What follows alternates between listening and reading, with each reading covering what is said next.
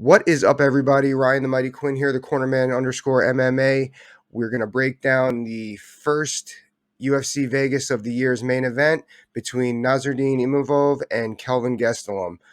Both guys, I believe they're ranked in the top 13 or 12. I don't believe they're both ranked in the top 10. I got to go back and look on that. I should have probably looked on that before I got in here, huh? It really helps when people know what they're talking about when they start doing these vlogs. But anyway, let's start where the strengths and weaknesses are. So when we go to overall stand-up, I got to give that to Nassourdine. He just really has that French kickboxing style, the volume, the linear strikes, and opposed to Kelvin's got power, but opposed to he's kind of stuck in the mud sometimes. I got to go with Imavov there. Now, when it goes to wrestling, obviously Kelvin got into mixed martial arts after wrestling in JUCO, which is junior college. The step before, Division 1, 2, and 3.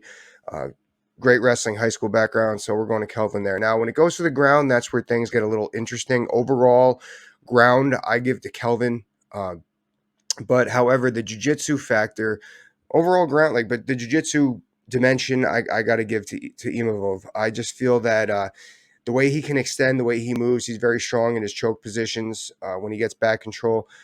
But somebody like Kelvin, especially if they're on top, they're very hard to move. That's why Kelvin is in all these fights. He's so hard to get out of position. It's arguably that people think he might have beaten Tyron Woodley when they fought. Obviously, this was a long time ago.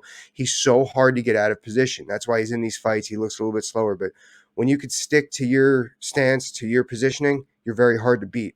That's why I think that, especially if Kelvin's on top, it's going to be a long night being grinded out for Nassourdine. So let's break it down. We're going to start with Nassourdine Imavov. What does he do to win this fight? What is the corner yelling at him? He does a very good job of controlling the octagon with his stance. Now, he's got that very French kickboxing style where he's loose yet strong. He's got those good linear punches, a laser right hand, which is going to be very effective in this fight. He's also got good front kicks as well, which is very difficult to have when you're in that loose in and out stance. He could set it and whop. This is good at that. So if Kelvin comes in, he's going to catch a lot of that straight stuff, the straight right, the straight kick to the body, the teep kick. It's going to be it can be very difficult for Kelvin, and that's what I'm going to do for 5 rounds if I am Imavov. He's just got to stick to moving in and out, make that jab. He wasn't very jab heavily against Joaquin Buckley, although Joaquin Buckley's style is a little different than Kelvin's, a little bit harder to hit with the jab.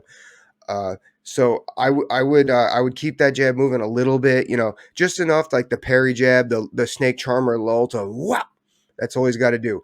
I think that once that starts opening up, the corner needs to start yelling at him to go, put a left kick behind that body. I would try to land a lot of left kicks, even though I usually shy away from body kicks against wrestlers. I feel like in this fight, if the right hand starts finding a home, it's going to open up a left body kick to damage that liver for Kelvin.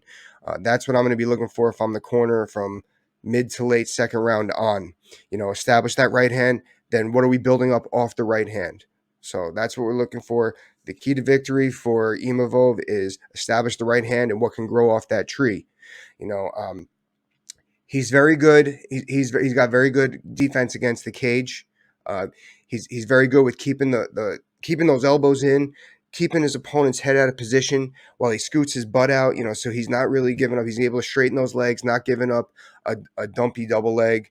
So he's going to be able to chew some clock there. Kelvin, obviously, I'm giving that wrestling to Kelvin. He might be able to come up with a single leg, which is what I would do there, but we'll get into Kelvin's game plan after.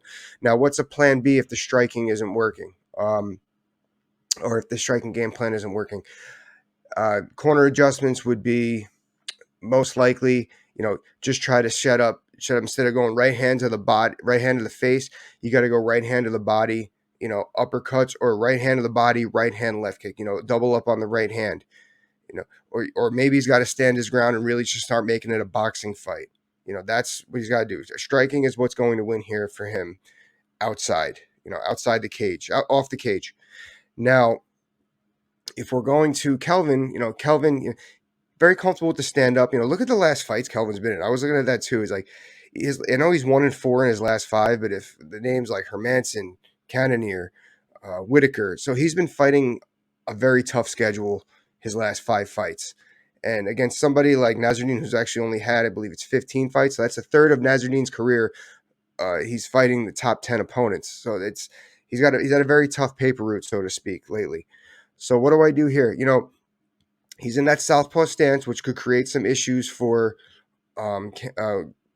Nassourdine, which is why I also have Nassourdine leaning on that right hand and not being so worried about the jabs, just using it to snake charm.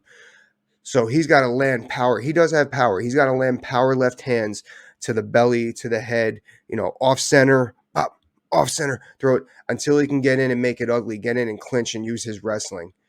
I would totally rely on his wrestling and try to wilt the taller striking fighter.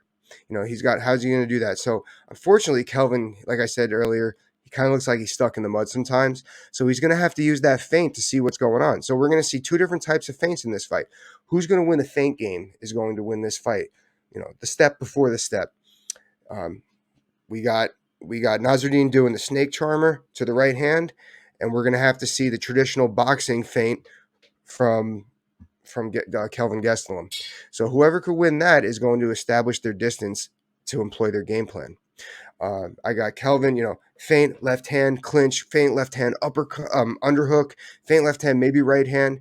But I would definitely try to, especially once we go to the fence, it's going to be tough to get a double leg with the positioning that I explained earlier with Imavov. So what I used to like to do is I used to get that single leg way up. I used to, if I'm Kelvin's corner, get that single leg, work that single leg. Single legs minus running the pipe against the fence are a little different than out in the open. And against a rangier, flexible-ish fighter against that, I think that's how we do it. So once I'm there, I'm setting up shop in half guard and trying to land some elbows for Kelvin, land some ground and pound, work the scoring on the ground. Maybe even the finish comes in the 4th or 5th. But that's how I'm setting up shop. I'm going to wilt my opponent. I'm going to drag on him until I can do some damage, which Kelvin could do if he just gets moving. On top of the feints, he needs to move his head. So, all right. So what does Kelvin do now if that's not working? If he's getting caught on his way in, if the game plan is going in the way of Imavov, he's going to have to just rely on that. He's another one's got to bring it to boxing. I think that's the secondary game plan for both here. Left hand, right hook, left hand, straight right, or maybe left hand straight after he establishes the boxing, then the hands are coming up, then you go back to the wrestling. So sometimes it's like it goes plan A to plan B, back to plan A. Okay, that's how you transition. That's how you adjust if I'm Kelvin's corner. That's what I got, guys. I'm actually really looking forward to this one. I think it's going to be a great main event to start off the year. Both guys, we're seeing where they stand within the division, and the middleweight division has a lot of clout behind it right now. Talk to you later.